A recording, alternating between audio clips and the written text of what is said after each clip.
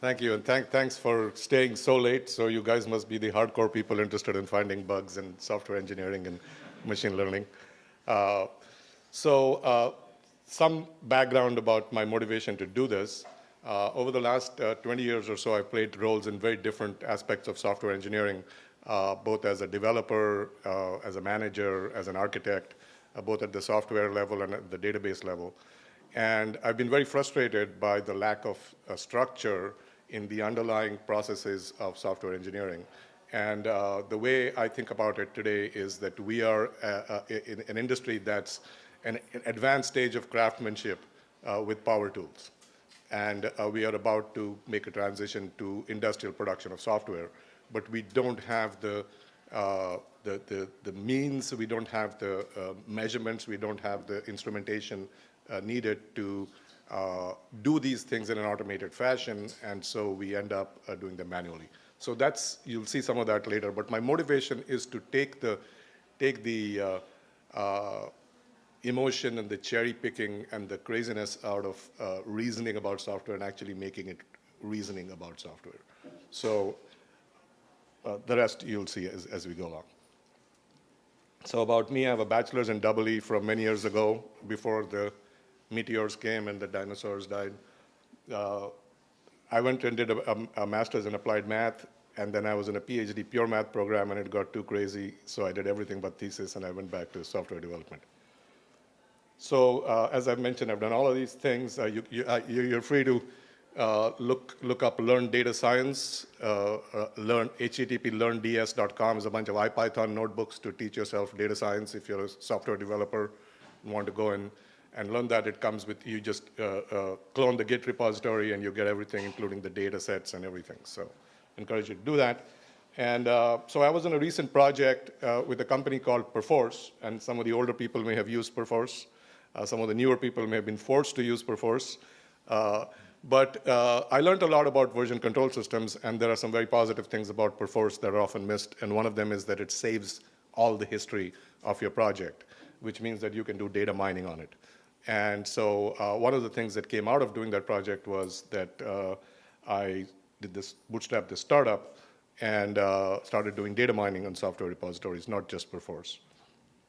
So what we'll do is we'll look at the current state of software development and see what is the meaning of risk in software development and how do we quantify it, because there's always risk of things breaking, of not delivering software, of many different things. And we often argue about it intensely, but we don't have a base to reason from, a data-driven base to reason from. Increasingly, with applying analytics to some parts of it, we're getting better. But what I'll show you here is that there are major aspects that are missing and some things we're doing just wrong, and hopefully we can do this better. So the idea is how do we make this more industrial-like, and to do that we need to have some instrumentation and sensors and to create feedback loops so that it's not an open-loop control system. Most of the times you run it and then it breaks and then we say, oh man, that broke, and then we start over again. And so we can try to surface errors early. That's what feedback loops do. They're very early measurements of errors so that corrective feedback can be applied. And are there signals in the software engineering process to do that? So notice I'm not saying that I'm going to get into your code. So that's the first thing to notice, is that I'm not analyzing code. I'm not understanding the language. I'm looking at the various artifacts that come out of the software engineering process, which is commits, issues, and in the future logs, and even after that, the story text. So I want to look at all the metadata of the software engineering process and to see if we can see signals, and we can build correlative and predictive models based on this, which makes it then language independent and makes it independent of the particular tools and techniques you might be using, because all of this is also information about your software engineering process. And the idea is, can we use it to predict things? And so how do we do this? And the why can't we have nice things is because the software always seems easy when you start, and then when you're close to delivery, it seems impossibly hard. And this has not gone away. And so until we fix this, until we have an idea of how do we predict how our project is doing well ahead of time and identify these areas in a reasonable way, in a way that we can quantify and reason about, then we're doomed. And so the idea that I mentioned earlier is that we're at a cusp from craftsmanship with power tools to industrial production. And yet our tools are still sort of Stone Age tools with polish. And we have a sort of way of speaking about these things, internalizing some of the lessons and passing them on, which is not scalable. And that's why we have a theory that if we have enough wizards, then we won't have any problems, but wizards don't scale. And so that's a zero-sum game of trying to hire away wizards from other people. And what we really need to do is to take the knowledge about the process that we've learned and make it available to machines which can scale easily. And then the humans can do the creative part. So that's the big picture, is how much of this knowledge can be used by machines to scale up our processes better. And so if you've seen The Martian, then the last line will make some sense to you. But basically, we are trying to apply science to the software engineering process. And in other industries, where they have very complex processes that go on, very, very dangerous things. I mean, this guy standing next to this boiler, if everything was not controlled, it would explode and kill him. But we have confidence in our systems because over the years, we've taken our knowledge and we've externalized it, we've taught it to other people, and then we've put it in these sensors and instruments that have encoded all this collective knowledge over the years, so that a little reading on a valve can tell us, we need to release pressure from somewhere else. We don't have these sensors in software engineering. We don't know where to release the valve to release the pressure that's going to cause this project to blow up 2 months down the line. And so that's what we want to be able to do if we can do it.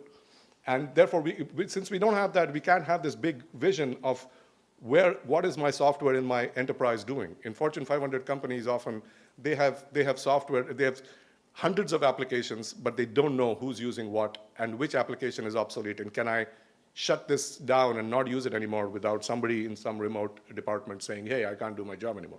So we need a way to effectively build what is the SAP of software applications and assets so that we can manage them better. But we are way far from that. What we need is feedback loops. In a typical industrial system, you have these things that identify errors and then apply corrective loops, and we don't have those. And what we have instead is a bunch of acronyms and a manager that's worried about what is this new acronym that's come along, and will it help me ship faster, better, cheaper? But developers want to have this latest acronym on their resume, so that's what we use, and then it blows up, and then we curse. So this is in my sort of, I drew this, by the way, this is my picture of software development as it is today. Thank you. But let's take a look at it from an industrial production point of view. These are the various stages we go through in software development, and we throw away most of the things that have the signal. That's the thing that I've identified as data exhaust. And it's data that comes as a side effect of our software engineering, and it contains a lot of signals. We can correlate some of these signals. For instance, run logs might tell you what files contain a particular bug. And we might want to save them and look at some correlations between changes we made and how things crashed in the field, or even when you're running tests, but we don't. And so we lose a lot of this information, but that's the stuff that I'm pulling out, and I've started with issues and commits and issues for some specific projects, and I've done this over 3 or 4 proprietary projects. Perforce was my first customer, and then over a bunch of Apache projects. And what I found is that there is a wide variation in the discipline on how we do software development, which makes it either easy or hard to build these correlative models, and I'll talk about that in a second. But the stuff that you see on the right, the featureized model predict, that's what we do at Numeric. And then we want to take these signals and put them back. So you can see that this is the beginnings of a feedback loop. And so 2 things that we've done, one of which I'll show you, is to actually extract features from commits that from your own history make them buggy. And so the next commit that comes along, I should be able to tell you, hey, does this look like a buggy commit or does this look like a clean commit? And I should be able to give you a warning with the understanding that it's not always 100% correct, but I should be able to warn you of the commits that come along. And then you go and you hopefully get it reviewed, or you go take a second look at it. And so that's how we started, and we built basically a random forest model over a lot of the attributes that we extracted from commits and issues. So that's where the scikit-learn and random forest came along. And what we found was there was a risk score or a number that was being applied to each of the files in the system. And so I tried to make sense of this as why are certain commits considered buggy, and why are certain other commits being flagged as safe? And is it have to do with the files that are in this? Does it have to do with the developer? Does it have to do with the time it is checked in? So all of these things matter. But the question I was not able to answer is it because of the file? And that was really problematic, because I wanted to know if there are certain files that are buggier than other files.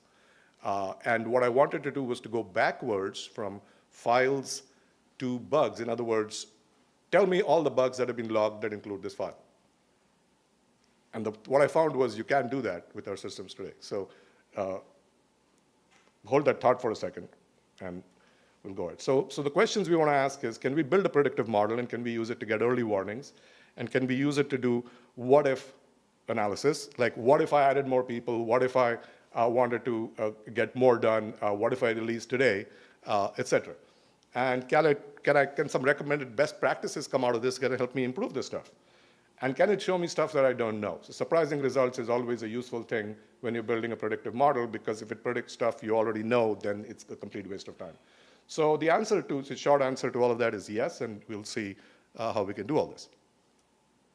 So again, a little cartoon version of software development. And what we have on the left is what typically happens, and you shouldn't get too much importance to the shapes of these things, except that you always want to keep adding features, because to stay competitive, your software has to evolve, and there are market pressures to keep adding features. But underlying this, complexity grows, and you have to keep dealing with increasing risk, except you don't know what that risk is. And you can't put your finger on it. And so management of complicated software projects is done by gut feel, by people who've done this before, people who have internalized these lessons but can't tell you why they think things are going better or worse. And what my goal is to extract this information and externalize it so that you can make decisions. And you can see on the right side, you have the risk line has become solid instead of the dotted line, which suggests something going on that you can't put your finger on. And the green line is some sort of safe thing that we have. Each person has a different level gut feeling of what is safe and what is not. And what we really want to do is to externalize this risk and to damp it, because we now can measure it under whatever it is that your local measure of safety is. And so here are questions that we can barely answer today. What are my top 10 buggiest files? I couldn't answer that question.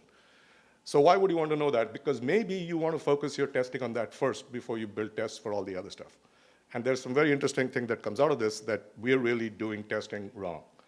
And now I want to intersect this. What are my top 10 files that are buggiest and change the most? Because if I tell you that these 5 files have historically the most bugs, and oh, by the way, most people are working on it, so your hair should rise at the back of your neck, thinking this is where most future bugs are going to come in. So can we correlate changes to bugs?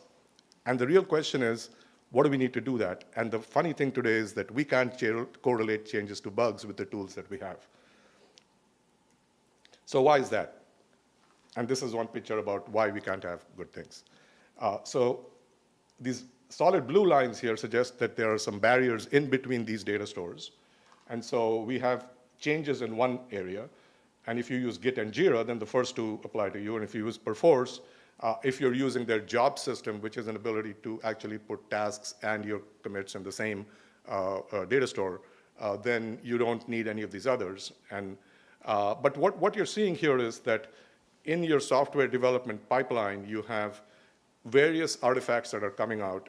And the problem we have is that we can't correlate them in the data formats that we have today. So one of the first things I started by doing was to get issues and to get commits, and to find which commits ended up, which commits were bug fix commits, which means that was the area where the bug was. So I look at bug fix commits, and then I look at Jira issues, and I try to correlate them. And this is where the difficulty lies, because in many cases, people are not following a disciplined approach of putting the bug fix, the bug ID in the commit. That simple act of putting the bug ID in the commit bootstrapped this process of industrial a modeling of this process. And if we don't do that, then the causal connection is lost, right? And because we don't know what change is fixing what bug, and we want to be able to do that. And if we can't, then we better be doing that. And this is the underlying, what I found is an underlying, are people familiar with entity relationships diagram, or is it a thing that is dead now? But what we have, F stands for files, I stands for issues, and C stands for changes. And this is the underlying model, almost a canonical core model of software development. And this is what I discovered when trying to find the reverse connection between issues and files. And that dotted line there is that I can't find that unless I do something with the data stores that I have. And so as you can see, each of these different things, Git, Jira, Pivotal Tracker, they're like the blind man and the elephant. And they're looking at different attributes of the same bigger entity, and they are not getting the big picture. So if you go back here, what my company Numeric has done, and we'll be open sourcing various aspects of this in the future, is to extract all of this stuff into a common data model. People who do BI and data warehouses and fact tables. Is a fact table, anybody mean anything to anybody here? No one. Fact table, okay. So what we've essentially done is create a data warehouse and build fact tables for all your software engineering history. And then the measures are actually the severity. We've created a synthetic measure of severity, which is how much residual unfixed bugs, if that's a way to think about it, remain in this area. So once you do that, then you can do traditional BI and build cubes, and you can do all kinds of interesting stuff there. That's when we can have good things. And then dashboards that everybody loves. And if you're not the dashboard type, then you can actually give you a command prompt where you can sit down and do queries on it. And so the what if part comes out of this. So what is net severity measure? So it's something that's lingering risk or ways to think about it, although it's just a number. How is the risk distributed across files is a way to think about it. The file level. And then once you can go down to the file level, you can aggregate it up to modules and other higher things. But most importantly, it's to think of a measure of, aside from risk, it's a measure of technical debt, because there's stuff that needs to be still dealt with. And maybe the answer is not to fix it, the bug, but maybe it is to refactor. So whatever it is, it's a measure of work that remains to be done. And so that's kind of the core software development lifecycle dimensional model for people who are familiar with these terms. So current metrics. What we get in the current world is something called a burn down chart, which tells you how we are fixing bugs and how many bugs remain to be fixed before release. And so that's got time on the x-axis and number of bugs on the y-axis. And then you have this commits versus time. It's like how features are increasing and how much activity there is, which is number of commits versus time. But so in all of these cases, time is the independent variable, but in reality, time is not the driver of breakage. It's changes that are the driver of breakage. So unless you join these two together and make commits as the independent variable, you're not going to figure out how brittle your code is. Because what you really want to identify is what areas of your code can be changed with less breakage, and what area of your code can be really have to watch out for. And on some level, for a small enough project, everybody knows where the skeletons are buried. And everybody knows not to touch that one file or that area. Don't touch that area. Only XYZ knows, and now he's left the company. This is not an uncommon occurrence. And so there are areas of the code that using stuff like this, you can surface them, you can quantify them, and you can go to the powers that be and say, look, the amount of stuff that we have that needs to be fixed, and so that needs to be in your next budget, or that's what we need to do for a while. So the idea here is that using this kind of quantification, you can have a reason-based discussion rather than this gut feeling discussion that we tend to have. And I've been on all sides of this. In this, I've been the person at the other end saying, "Give me proof," and I've been the other side saying, and cherry picking some things here and there and trying to prove your point, for which there are counter examples. And so, what I'm trying to do here is to build a scientific model of how risk is distributed over your project. And so, brittleness is a word to keep in mind. And so, we built this thing called the numeric quad risk model, which basically says where the changes are low and the changes are high, and where the breakage is low and the breakage is high. And this, by the way, we can see from the previous model, when you built this BI model, you can do sums and counts on different dimensions, and you can find out which files have high changes, low risk, et cetera. And so what you want is that the stuff that's red above that line is the stuff with high breakage. Now, I'll explain these letters. BR stands for brittle, U stands for unstable, D stands for done, and S stands for stable. And I'll explain that in a second, with the caveat that the U is where all files begin their life in this unstable mode, where you're writing and changing and writing and breaking and changing. But eventually, they migrate to these other areas. And what you really want is that the stuff above the line should not be growing as your project goes along. So if you remember the cartoon that I drew, there was this green line, dotted line. You can think of this line as that dotted line. And if stuff starts moving up above this line, then your project is moving into a riskier phase for whatever reason. And if that's happening towards release, then that's a problem. It can happen for a period of time when everybody is working on the new features, and then the testing begins, it has to go down, and it can't get unstable. And that's a very simple way of thinking about it.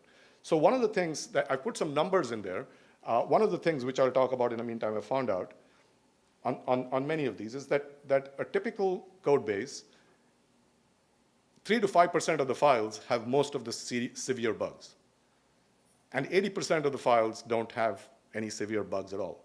Some of them don't have any bugs at all logged against them. That doesn't mean that there is not a bug there, but I'm looking purely at history, bugs that have been logged in the past. And when you do that, so I've put in some numbers here. 3% are brittle, and assume that 10% of your code base is changing for every iteration, and that's 13, and I just made up some other numbers to put in the bottom. The idea here is, these are percentages. So even if you keep adding files, this is a percentage number. So from 1 week to the next, from one iteration to the next, are the numbers above the line growing higher, or are the numbers below the line growing higher? And if above the line the numbers are going higher, you have a problem. And below the line, if your numbers are going, then you're going better, and you're able to damp the risk.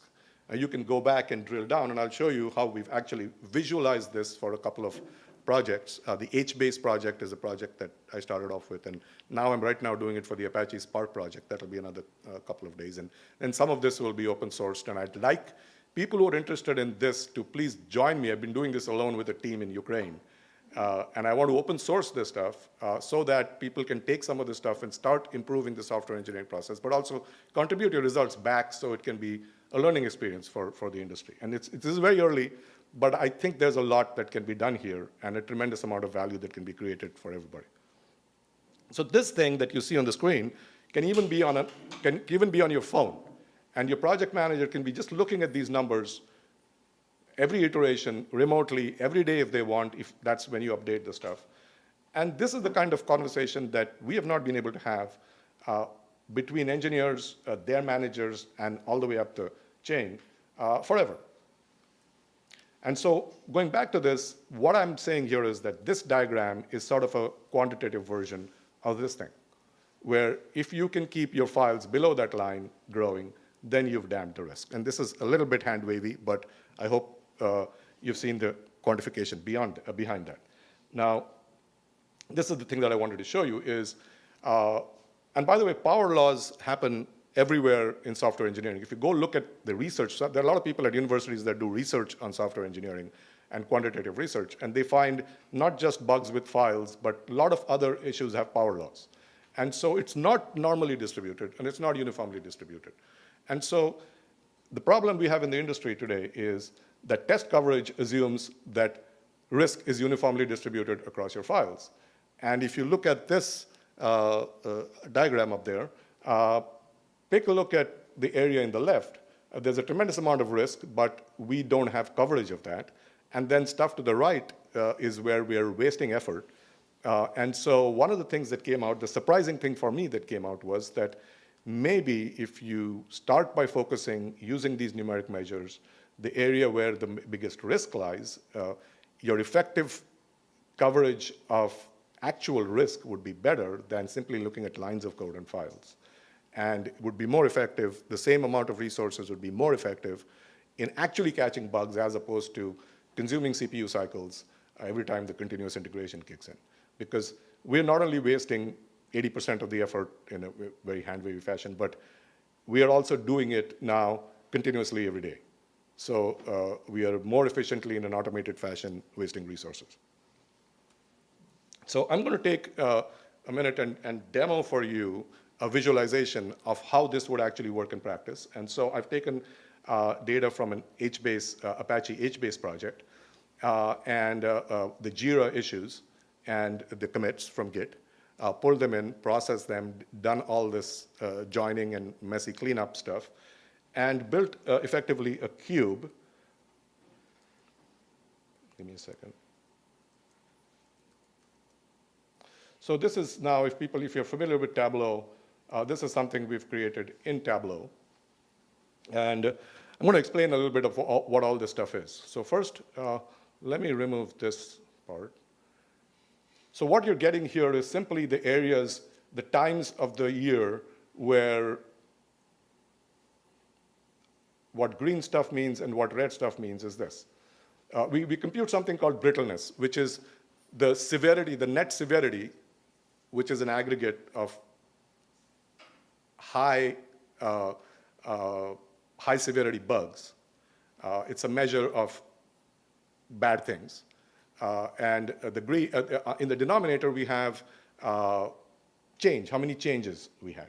So there were 100 commits, and the net severity was 0.1. Or we had 20 commits, and the net severity was 20. So you will see red in the second one, and you'll see green in the first one, because a lot of change didn't cause too much severity to go up. And so this is actually measuring how the severity changed from one month to the next. Okay? So things got worse, and then they got better. And this pattern is something that you see in a healthy project. This is actually healthy, where you're adding features, and then you're logging bugs, and then you're fixing bugs.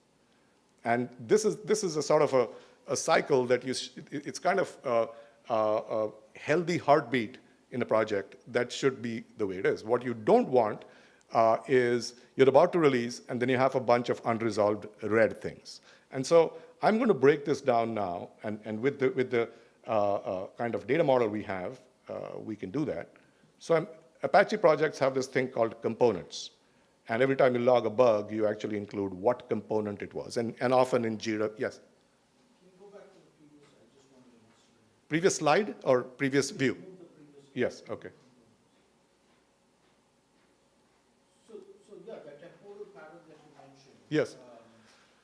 I would imagine that there's some averaging going, because yes, these are bugs that they tested. Correct. And so therefore the red became green. Yes. But then the software then goes out into production, and yes. real customers use it, yes. and the bugs yes. start to trickle in. Yes. So that's not really being accounted for. No, I mean, that is not being associated with this time frame. It's being associated with when it's reported and then it gets fixed. Yeah. So there's a certain lag. There's a certain lag in there that is in the nature of software development. We can peel these off, but this is kind of the very first attempt at this. So yes, it's more nuanced than what it appears. So let's go back to, what were we doing? Components. So what you can look at now is, and I can remove this and remove this. So that's a better, and now what you can look at is a particular component, and there's a lot of activity going on. If there's a lot of whites, it means there's not a lot of activity going on. And you can see there's a lot of activity going on and doesn't break too much, but whoa, I hope that was not released because that was close. And so we can keep discussing these things. So areas where you have a lot of dark reds are, I would say, areas where some of the risk is located. And this is just one view. We can do some clustering on this because now we have numeric measures. We can do clustering on the numeric measures. We can do all kinds of things, and which I haven't done yet. And so this is how, for instance, it would look sliced by just the one level above files. Now, if we want to, the next thing we can do is go to priority. So what you can now look at is that in any particular thing, what were the critical bugs and how much of this is associated with that, and how fast are we fixing critical bugs? You want intense reds to be followed by intense greens, and you don't want intense reds hanging around for too long, most certainly not. And then what you can also do is, and this is the part where things get a little, how much? I have 5%. Hopefully I'll finish before that. So now we're looking at who's fixing the bugs, and maybe people need help with some things. Maybe people are overloaded. And one of the things that I want to really very strongly warn about is to not use any of these analytic tools as blunt weapons to fire people, right? Because some of this stuff shows how activity is happening. And typically, if somebody's having difficulty, my approach is, now this is a data-driven reason to give them mentoring and support. You've already taken all the effort to hire them and gone through all that overhead. Here's data to help them get better, right? So that's a person-based thing, sliced by module and time. And you can take this down all the way to the file level if you want. But for any one model, there are way too many files on this, and the information is sparse when looked at. So for a human being, it's more useful to look at the aggregated areas. So that's why I said where buggy parts of your code base rather than bugs in your file. And so those are the areas where, which I'm not correlating yet, is does it have tests? How many tests does it have? And is the coverage there? So this is an example of what you can do in a very early phase if you put your data in the right fashion. And so the takeaways, I would say, are we can't have good things because some of the things we're just doing them wrong. And our software engineering data is in silos. And there is a canonical data model underneath, but we are not using it. So what should we do? And there's gold in your repositories, but we can't mine it right now. So the one thing, if I would say, to take away from this, and you don't do anything, you forget my name, you forget everything else, but just remember this one thing is to put the issue ID in the bug fix commit. And preferably put it in a standard place everywhere. And an example of this, and if I have time in the Q&A, I'll show you examples of how this Apache Spark project does it. And they do it very well, and that's probably the best practice to follow, is that they put the bug fix in the commit message in square brackets, the Jira ID, followed in square brackets by the component that they're fixing it. So they have a lot of metadata in a strongly typed fashion so that machines can go and extract this information. When you don't have that, you can't automate this process of pulling this stuff out. So aside from actually doing this, I learned a lot about the state of software engineering discipline in the industry. It's getting better, and I think Apache is playing a big role just by following common processes. But include the story ID if you have some kind of an ID for your stories. And code metrics are important, but your code could be perfect, and your configuration could be wrong, and your stuff won't deploy. So the whole process, end-to-end, is important. And maintaining history is important if you want to get the best out of this, and maintaining structure in your process. So that's the sum of it. And if you want to learn data science, there's a learnds.com, bunch of IPython notebooks. You can follow me on Twitter for some machine learning, some comedy, and some other things. So anyway, that was my talk. On time? Okay. So 5 minutes question and answers, or? We're early. We're early. So we have 10 minutes of Q&A, and I can get into a little bit of code if, to look at if you want. But yes? So I'm curious, what I missed the point is that when you're putting down the information, collecting, do you actually put down severity of the bug? Yes. So what I'm pulling, so the question, when you're collecting this information, are you collecting severity of the bug? So yes, what I'm doing is counting the top 2 severity levels as bug in my model, and I'm ignoring all the other levels, which are usually feature changes and requests and nice to haves and all of that, and I'm calling them non-bugs. Okay, so that's how I'm doing that. And that's the threshold, and then I'm doing some thresholding on that after I build my model. Yeah, as you mentioned here, behavior change Yeah. is one of the biggest stumbling blocks. Yes. One is make sure you put a Jira ID for the bugs. If it's a bug-related commit, or if it's a feature-related commit, then put the story Yes. I would imagine you said, oh, in the future we look at sprint stories and all of that as well. Yes. Because timeliness is the other thing, and that's where, again, there's a behavioral problem where engineers have tasks in the stories, but then they don't mark them as complete, right? So, like, that way you don't have any clue as to whether. Right. So I'm going to repeat your question. In the process, it's also important to mark things as done so that it's open versus closed. And that's important because one of the severity measures is how many open bugs do we have against this. And so, yes, I mean, that is more basic than putting the ID, is marking it as closed. But I understand. There are a number of these things. And my hope in the future is number of these things can be part of our tools. So when you open a commit, you can even click on the issue and say fix, and then it pulls up your IDE and populates this information. There's really no need for humans to be doing all this, right? So that's the longer term, is like once we've built this metadata, and once we've done all this, we can use it to link up our tools and create a much more automated process.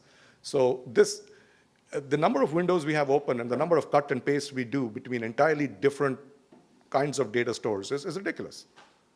And we ought to be doing all of that through a uniform interface. Anyway, questions? Yes? Yeah, so you mentioned you take into account commits and consequently bugs that have been fixed. Yes. Is there some way you can take into account open bugs? Yes, I do take into account open bugs, and the net severity is basically closed versus open. So it's open bugs is a measure of net severity. How would you associate a particular file with an open bug? Well, we are not able to associate things with open, but we can associate things that have been reopened. So that's a measure, right? Because if the bug was fixed and reopened, we get a lot of that. Some of the more severe bugs are opened and closed more times. But that's right now a gray area. What does get marked is against what subsystem are we saying? So somebody says it's a UI bug, or somebody says it's a database bug. So we at least know, not necessarily at the file level, but at the module level, that something happened. But it depends on the person logging the bug. Yeah. Anyway, if you want to talk to me afterwards about how I can apply this to your process, please call me or talk to me or pull me out. Yeah. Are you going to publish that Tableau thing for each page on the web? Yes. Tableau themselves have a Tableau public, and so one of the things. What I'm hoping to do is to make it interactive, because that's where the power is. But then you have to put the whole model somewhere and host it. Yeah, but having some kind of dashboard like this for every Apache project would be. Yes, that we can do. Yeah. Okay, thank you.